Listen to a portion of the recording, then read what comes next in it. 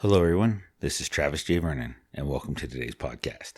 Well, we just made it to the month of July. It's been a pretty good spring. Spent quite a bit of time on the river, been enjoying the waters. We're starting to get into some really good dry fly action. I've had some amazing clients out already, and I've got more coming. This is just that time of year I absolutely love. As we got towards the end of June, most of the high mountain snows became passable. Started fishing some of the high mountain lakes, small high mountain streams. Dry fly action picked up, and it's fantastic fishing right now. Just came off a morning half day and an afternoon half day yesterday. Got a little bit of sleep, and I'm heading back to the river in a couple hours. It's that time of year where I am tired but excited every morning. Waking up, looking forward to the next day, meeting new people, catching different fish, and going from spot to spot. I get asked quite a bit on the river, if there was only one type of fishing that I would do for the rest of my life, what would it be? Without a doubt, every time I say high mountain trout streams with dry flies. That is the thing I grew up doing. That is some of the most beautiful country on the planet. I love exploring the high mountains, finding new streams.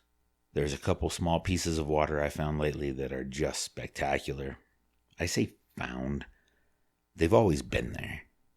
And there's people that know about them, so I'm careful about revealing places.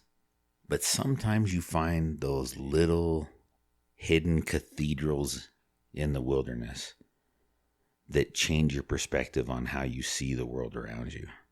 And there's a few of those places that I found lately where you can just sit on a log, watch the water, watch the clouds, the wind in the trees, fish sipping dry flies off the surface, trout flying out of the water trying to catch a bouncing caddisfly.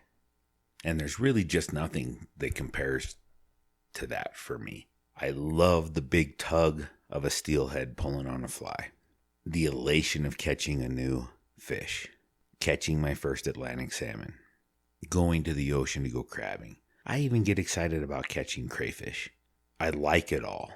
But high mountain trout streams with dry flies is a different level passion for me.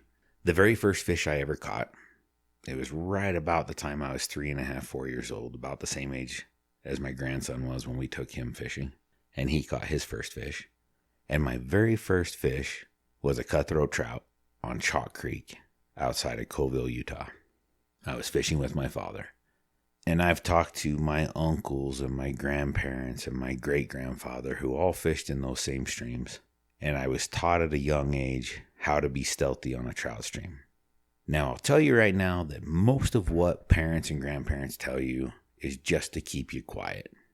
They want to enjoy the serenity. They want to enjoy the peace and quiet. And that's an opportunity that they can tell you the trout are going to hear you. Now, do trout hear you? They can, but put your head underwater and tell me how well you can hear. Now, they do have what's called the lateral line, where they can detect vibrations.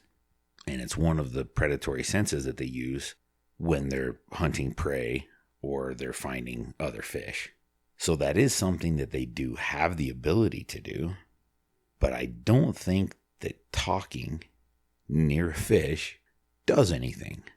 If it did, most guides wouldn't talk as much as they do. And we talk a lot. Now, what they do notice is motion, especially on both sides. In front of them and above them, they have more of a 3D vision, and they can see better depth perception and those sorts of things. But on their sides, it's very much movement because it's 2D vision. So I usually try and tell people and get them to wear clothing that matches the environment they're in. Do you need to go full camo? No. But I've always had a couple of clients who show up every year wearing a red baseball cap and a white t-shirt. That makes it harder, especially if you're going to small mountain streams where the trout are a little spookier. They're a little more wary of predators. They don't see people as often. When you're fishing a river like the San Juan, Provo, the Green, those fish see people every day all the time. They know that there's people there. You can still catch those fish. They'll still be wary of certain things. There will still be triggers that alert them to escape or hide. But when you're in a high mountain stream, a little too close to the stream, you spook the hole. Approaching from upstream, you're probably going to spook those fish. wearing a bright color, you're probably going to spook those fish. Now, if you make a great cast and you can throw a long distance accurately, you're still going to catch fish. I'm not saying you're not going to be successful, but when you wear the right colors and you're more cautious about what the trout can see and how to sneak up on them, you have so many more opportunities, which is one of the big differences that I've talked about between hunting and fishing. If you're chasing a big bull elk with a bow, you might work for weeks to get one opportunity. When you're fly fishing for trout in most streams, you're going to have multiple opportunities throughout the day. Steelhead, Atlantic salmon, not really the case. You have less opportunities there. There's less fish. But that's one of the things I like about the high mountain trout streams. You're going to have a lot of opportunities. It's more technical casting. It's smaller. You have more vegetation in most cases, bigger trees, pine trees, which pine trees are notorious for not giving you flies back.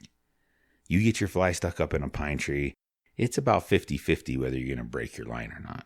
But when the weather's right and the birds are singing, you're on a small stream, you can see a fish sipping bugs off the surface, and you make a nice cast and you get that slow motion, head come up, close its mouth on your fly. You land the fish. Even though most high mountain streams have smaller fish than big rivers, the colors, the quality of the fish matches the amazing beauty of the environment you're in. Catching a 12-inch brook trout that has a completely black interior mouth, all dialed in and spawning colors, is just top tier. It's the best you can do. I love that. Little tiny brook trout, little tiny cutthroat trout, I'll catch those things all day long. Some of the lakes and streams now in Wyoming and Utah, we've got some really good grayling waters. We've also got a few golden trout waters. Some of those hikes are super arduous. And there's one in the Wind River range of Wyoming that I want to do. It's 17 miles to get to the lake I want to fish. And that's not something you can just jump in and do. That takes a little bit more planning. It's a longer hike. You're in Grizz country. You have to take different precautions. And you're a long way from the trailhead. So it's going to take a few days. Can you do 17 miles in a day? No problem. Can you do 17 miles, set up camp, fish for a day, and then 17 miles out? Probably. Depends on what shape you're in. I usually try not to do much over 10 to 12 miles in a day. Even once you hit that 6-7 mile mark, you start thinking, is it really worth this for a fish? But then when you're looking back on the memories afterwards, you don't even think about the hard hike. You know it was a hard hike. You say it was a hard hike. But the bits and pieces of the memory that you remember are how beautiful the fish was, how beautiful the location was, what a wonderful time you had. So I think I might have to get that on the list a little sooner than I had anticipated. I think I'm going to need to go up there. I don't think I can pull that off this year. I'm just booked too solid all the way through the end of October. I'm pretty much booked. I've got some days left in August and 1 or 2 days left in July, but that's it. After working every single day of the month of June, I ended up blacking a day out for myself. Tomorrow, in fact. And we're going to go up to the fish fossil quarries in Kemmer, Wyoming, and look for fossils. So even on my days off, I do stuff around fish. Now, if chasing high mountain trout is something that you want to experience, hit me up, get you out there. We can find things that are within your hiking range, your experience range. That's really an end of June, all of July. August can be difficult in some of the high mountains depending on rainfall. If you're getting good rains, the water levels stay to a sufficient level that it's easier to fish. I won't kill fish in streams by fishing when the water's too hot. It's too hard on the fish. The mortality rate's too high. Now, if people want to go up, fish, kill a fish to eat, I also don't have a problem with that, especially in the high mountains with the high volumes of fish that are up there. I tend to lean towards people killing stuff that's not native. So if you're going to kill fish to eat, brookies are fantastic. Game and Fish stocks a lot of rainbows and tiger trout anymore. Kill those. But I don't like killing my cutthroats. Just my favorite fish on the planet. It's about time I did the cutthroat slam again. I'll take Nancy up and we'll see if we can knock out the cutthroat slam on the way back from our trip up to DuBois, Wyoming. We go up there every year to volunteer for Casting for Recovery, which is a breast cancer survivor and patient awareness fly fishing extravaganza for the ladies. Now, I only go up for one day because I go up for the guide day where I assist. Nancy's there for the entire event as a volunteer. And that's a special thing. I'll have to talk about that sometime. But if you have ever had breast cancer or know someone that has, look up Casting for Recovery. It's an amazing organization. And if you haven't, you can still look it up. You can still be a volunteer, because at some point in your life, some version of cancer will impact your life. And there's nothing more satisfying than giving back and volunteering for causes that help others. I've said before, I've hunted enough animals, I've caught enough fish. I don't need to do it for myself anymore. I like to make sure I have sufficient food in the freezer. Outside of that, for me, I enjoy watching others be successful.